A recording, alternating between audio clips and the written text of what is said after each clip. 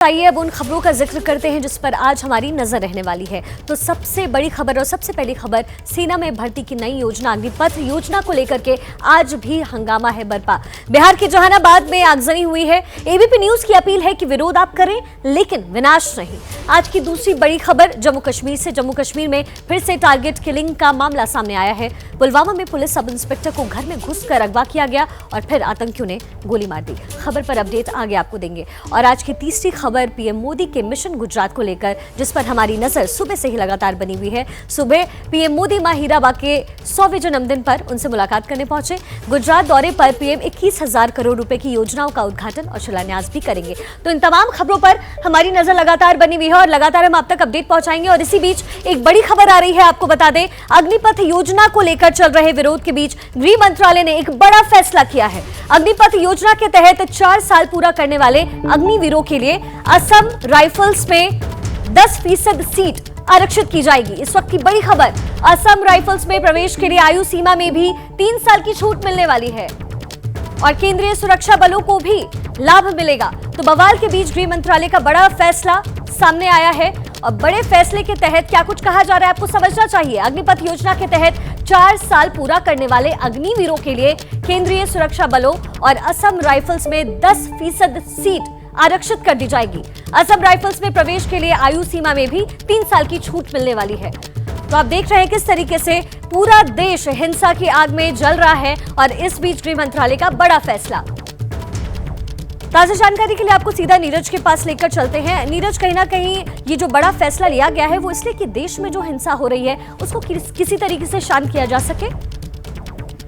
नहीं, इसको दूसरे रूप में देखना चाहिए। देखिए, जिस दिन अग्निपथ योजना लॉन्च की गई उसी दिन शाम को गृह मंत्रालय ने ये निर्णय ले लिया था कि जितने भी अग्निवीर होंगे उनको सीएपीएफ में वरीयता दी जाएगी। तो एक तो पहले ही हो गया कि गृह मंत्रालय की नियत ही साफ थी कि सीएपीएफ में जो अग्निवीर होंगे उनको वरीयता दी जाएगी और वरीयता के आधार पर उनको सीएपीएफ में भर्ती किया जाएगा। आज गृह मंत्रालय ने एक बहुत महत्वपूर्ण निर्णय और लिया है। उसी कड़ी में एलोबरेट किया है कि सीएपीएफ की जितने भी फोर्सेस हैं, चाहे बीएसएफ हो, सीआरपीएफ हो, सीआईएसएफ हो, आरपी हो, ये जो फोर्सेस हैं, इसके अलावा असम राइफल्स में जो भर्तियां होंगी उनमें 4 साल पूरा करेंगे। जो लोग अग्निवीर वहां पर रिटायर होंगे तो 10% को आर किया जाने की।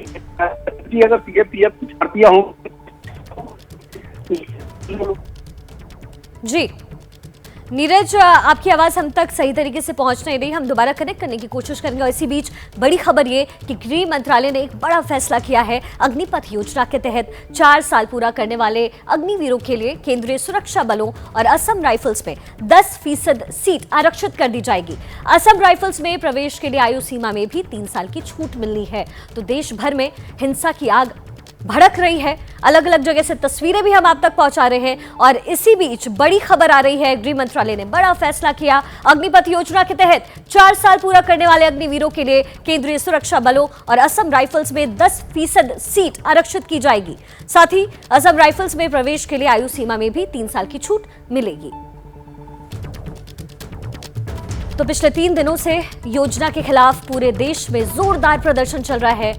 बात बिहार की करें, यूपी की करें या अलग अलग प्रदेशों की करें, किस तरीके से छात्र संगठन लगातार सड़कों पर है। पल पल की तस्वीरें एबीपी न्यूज आप तक पहुंचा रहा है। पूरे देश को कैसे हिंसा की आग में जलाया जा रहा है, ये हम आप तक एक एक तस्वीर के जरिए पहुंचा रहे हैं। और सबसे बड़ा सवाल ये है कि प्रदर्शन आप करें, विरोध दर्ज करें, लेकिन उसका एक तरीका होना चाहिए। जो विपक्षी दल समर्थन कर रहे हैं भारत बंद का, सवाल उनसे कि क्या आप उन्हें सही तरीके से उनका विरोध सरकार तक नहीं पहुंचा सकते। देखिए, आज भी अग्निपथ योजना को लेकर जमकर हंगामा हो रहा है। जहानाबाद में आज आगजनी हुई है, तस्वीरें आपको दिखाते हैं। तो बिहार के जहानाबाद से ये ताजा तस्वीरें आज सुबह की आई सामने, जहां छात्रों ने ट्रक में आग लगा दिया। और सबसे बड़ी बात यह कि ये ट्रक थाना के सामने खड़ी थी और इस ट्रक में आग लगाई गई। इसके साथ ही किस तरीके से सरकारी संपत्ति को नुकसान पहुंचाया जा रहा है पिछले 3 दिनों में, पल पल की तस्वीरें हम आप तक पहुंचा रहे हैं। और हम सवाल पूछ रहे हैं छात्रों से और उन विपक्षी दलों से जो छात्रों का समर्थन कर रहे हैं कि क्या इस तरीके से विरोध दर्ज करने पर सब कुछ ठीक हो जाएगा। क्या छात्रों को नौकरियां मिल जाएंगी? इस तरीके से सरकारी संपत्ति को नुकसान पहुंचा करके छात्रों को क्या हासिल होगा? बाकायदा होना यह चाहिए कि विपक्षी दल अपनी बात सरकार तक उठाए, इन छात्रों की आवाज सरकार तक पहुंचाए। लेकिन हो क्या रहा है? हो ये रहा है कि जो विपक्षी तमाम दल हैं वो छात्रों का समर्थन कर रहे हैं और छात्र आगजनी कर रहे हैं, बवाल मचा रहे हैं, सरकारी संपत्ति को नुकसान पहुंचा रहे हैं और लोगों को परेशान कर रहे हैं। ये ताजा तस्वीरें आप बिहार के जहानाबाद से देख रहे हैं। बिहार के अलग अलग जगहों पर छात्र लगातार बवाल मचा रहे हैं, लगातार विरोध दर्ज कर रहे हैं। और देखिए, हिंसक विरोध प्रदर्शन का खामियाजा आम लोगों को भी भुगतना पड़ रहा है। कल पटना के पास दानापुर में भी भारी हंगामा हुआ था। दानापुर स्टेशन से ही प्रकाश कुमार हमारे साथ इस वक्त जुड़ गए हैं। प्रकाश, आज वहां कैसी तस्वीरें सामने आ रही है? देखिए, क्योंकि लगातार ये कहा जा रहा है कि छात्र अगर प्रदर्शन नहीं करेंगे तो सरकार तक आवाज कैसे पहुंचेगी? मैं इस वक्त दानापुर नहीं बल्कि पटना जंक्शन पर हूं। 4 दिन बवाल होने के बाद सरकार जागी। 12 जिलों में इंटरनेट सेवाएं बंद कर दी गई है और तमाम सुरक्षा के उपाय किए जा रहे हैं। आप पटना रेलवे स्टेशन पर देखें कि पुलिसकर्मी तैनात है, लेकिन सबसे बड़ी विडंबना ये है कि आज ट्रेन को रोक दिया गया है क्योंकि बिहार बंद का ऐलान किया गया। और इसके मद्देनजर आप देखेंगे कि किस तरह से स्टेशन पर जहां तहां जिस स्टेशन पर लोग इंतजार कर रहे थे वहां पर बड़ी संख्या में आप देखेंगे कि ये प्लेटफॉर्म पर ही बैठे हुए हैं। कोई रात से बैठा हुआ है, कोई सुबह से। और ये पूछताछ इंक्वायरी पर जितनी ट्रेनें चल रही हैं सारी ट्रेनें या तो रद्द हैं या फिर विलंब से चल रही हैं, ऐसी सूचना मिल रही है। तो लोग जो हैं वो निश्चिंत हैं कि आखिर यहाँ क्या हो रहा है। हम आपको दिखाते हैं पटना रेलवे स्टेशन के प्लेटफॉर्म नंबर 1 पर कि क्या स्थिति है। लोग अपने सामान के साथ कहीं लेटे हुए हैं, कहीं बैठे हुए हैं, इंतजार कर रहे हैं कि कब उनकी ट्रेन आएगी तो फिर वो जाएंगे। जिसे जहां समय मिल रहा है वो वहां पर बैठ रहा है। आप कहां से आए हैं और कहां जाने के लिए आप? सर, हम तो सिवान से आए हैं। कल हमारी वहां की ट्रेन रद्द हो गई और फिर आज सुबह यहाँ आए तो कल रात को यहाँ की भी ट्रेन रद्द हो गई। अभी कोई दूसरी गाड़ी का वेट कर रहे हैं। आपकी आंखों से लग रहा है कि आप रात भर सोए नहीं है। नींद बिल्कुल बिल्कुल। हम लोग बगल में एक लॉज था, वहाँ पे रुके थे। अब क्या करेंगे? अब यहाँ से कोई दूसरी गाड़ी आएगी तो उसको पकड़ के आगे बढ़ेंगे। अब देख रहे हैं कि लोग जो है रात भर सो नहीं पाए, आंखों में नींद नहीं थी और जो लोग जिन्हें जैसे मिला वैसे सो रहे हैं यहाँ पर। ये प्लेटफॉर्म नंबर 1 का हाल है। आप देखिए कि बच्चे, छोटे बच्चे यहाँ पर हैं और बैठे हुए हैं। तो ये जो स्टेशन पर ट्रेन जहाँ रुकी हुई है, रांची हावड़ा ट्रेन रुकी हुई है। आप हमारे साथ लगातार बने रहिए, आगे हम आपसे चर्चा जारी रखेंगे।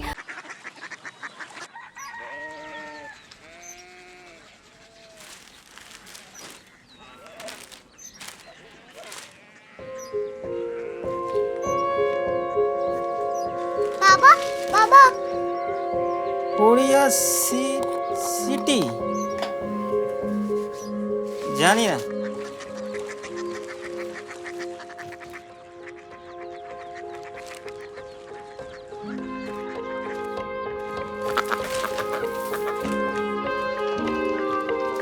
Korea city? हाँ।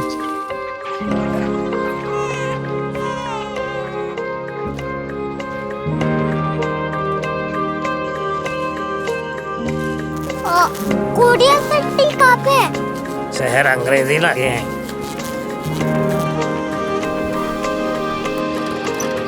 Korea city.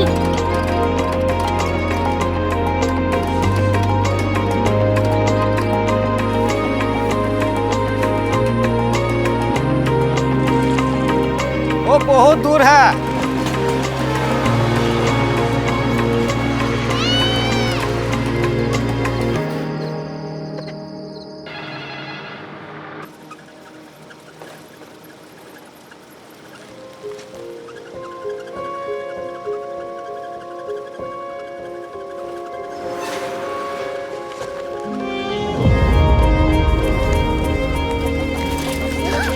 Korea city.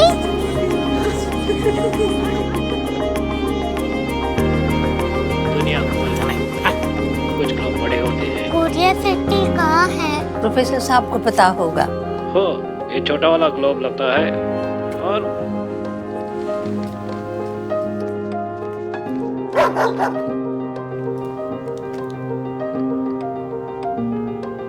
पता नहीं, मेरी बेटी से जाके मिल लो, शायद उसे मालूम हो।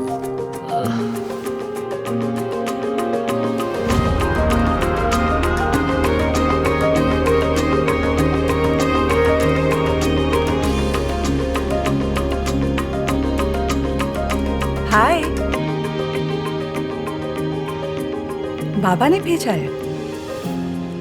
Come here. Korea city.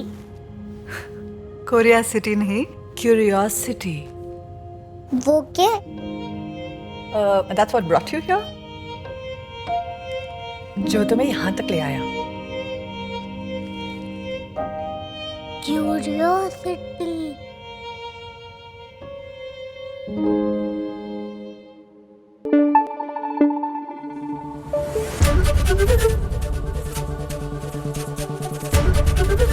ABP news आपको रखे आगे।